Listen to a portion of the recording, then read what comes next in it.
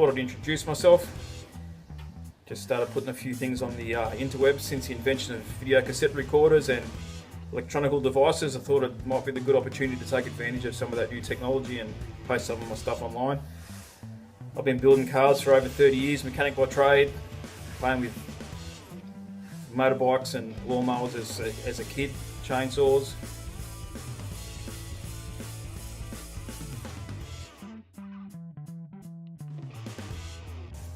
So I don't know if you can hear that or not, but pretty much the moment I started recording this, my neighbour decided to get his whippersnipper out. But anyway, that's what happens. What do you do? At least it's got an engine. Hey, I'm happy. Started my apprenticeship about 30 years ago, I think. Yeah, it's 30 years ago. Used to play with a lot of Holdens, a lot of Fords, a few Chevys, everything else in between, a lot of Corollas, a lot of Datsuns. And when I was about 30, I started building my first hot rod, a 1930 Model A Roadster. Hot rods to me back then were out of reach, they were too expensive. You know, I was street rods were the big craze back then, and everything was billet and thousands and thousands and thousands of dollars. So I had a few friends that were into it, and kind of inspired me to have a crack. And I realised it's not that expensive if you have a go on things outside of the box. I've never been one for shiny cars anyway, so, and being a mechanic, mechanically excellent panel work. I can do panel work, but I'm not a whiz bang at it, and I've developed a few of those skills over the years. But yeah, I like the patinaed look, and it's quite evident in a lot of the cars I've been building lately. Yeah, so like I said, my first hot rod was a 1930 Model A Roadster. Had a 302 Windsor in it, nicely worked. 4-speed ball-borne Cinderella with a Jag rear end. I was flying by the seat of my pants with that. And one thing I did learn about hot rodding back then was there's not really any rules. Use what you find. It had Sigma parts in it, it had Volvo parts in it, it had motorbike parts in it. Yeah, Gemini parts, whatever I could find, come together, turned into a really nice little car actually. And then from then I put a few other ones, and 1946 Ford pickup with it was a jar bar cab with a 46 sedan clip. That turned out alright. And by about then, I think it was about 16, 17 years ago, I bought myself a few chassis, but one of them was a Model A chassis, another one. And that's the chassis that's in my Coupe now. So that car is probably the longest car, or it is the longest car I've ever owned. Started with a chassis, found a cow a few years later. For the years I just collected parts, the stuff that people didn't want, scrap parts, and I'm fairly mechanically minded and good with my hands, so try and rejuvenate, try and repair some of these bits and pieces. And a couple of years ago I realised I had enough bits to make myself a car with the Model A, so I whacked myself. I didn't whack myself. Yeah, so I whacked together the bits and made myself a Model A Roadster pickup for Chopped in 2015, I think it was.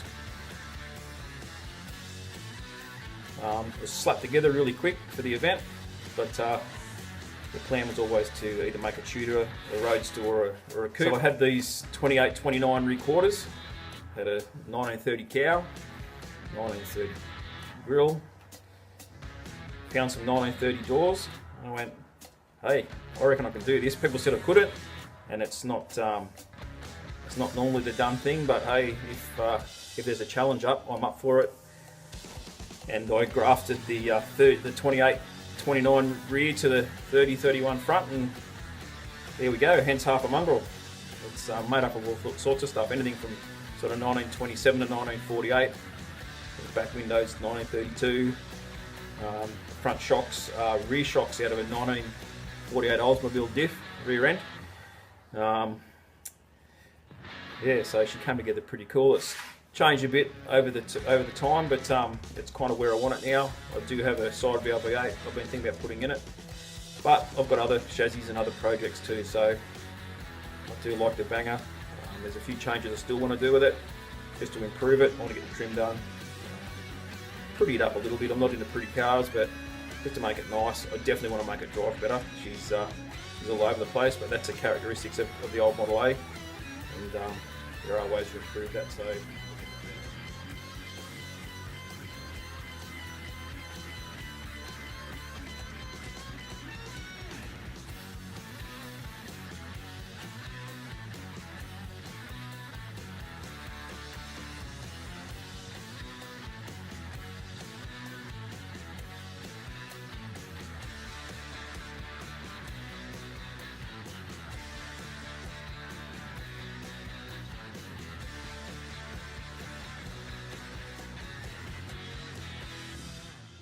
anyway, that's me.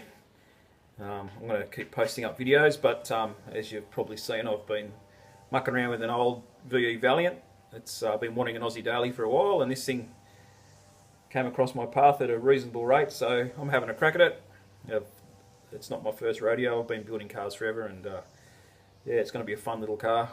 It's not that much of a challenge really, but I want it as a everyday driver, as a daily, so it's going to be reliable, it's going to sound good, it's going to look okay as far as I'm concerned anyway. I don't care what other people think.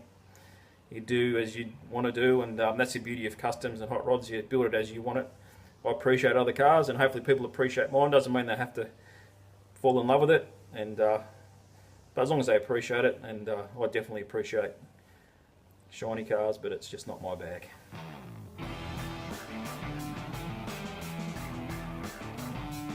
If you want to, you can subscribe. That'd be cool. This whole YouTube thing's kind of new to me, but yeah, it's a little bit of fun. You can also follow me on Instagram. I'm Rusty Poncho on there, one word. But yeah, drive safe, keep building those cars. Hope you're a little bit inspired. Got that old project you haven't touched for a while, get into it, have a go. I don't get too stressed about the minor details, and you know what, I get it on the road, and those minor details can come later on. But get the things on the road, drive them, enjoy them, and that's what it's all about. Stay tuned, have fun, be safe.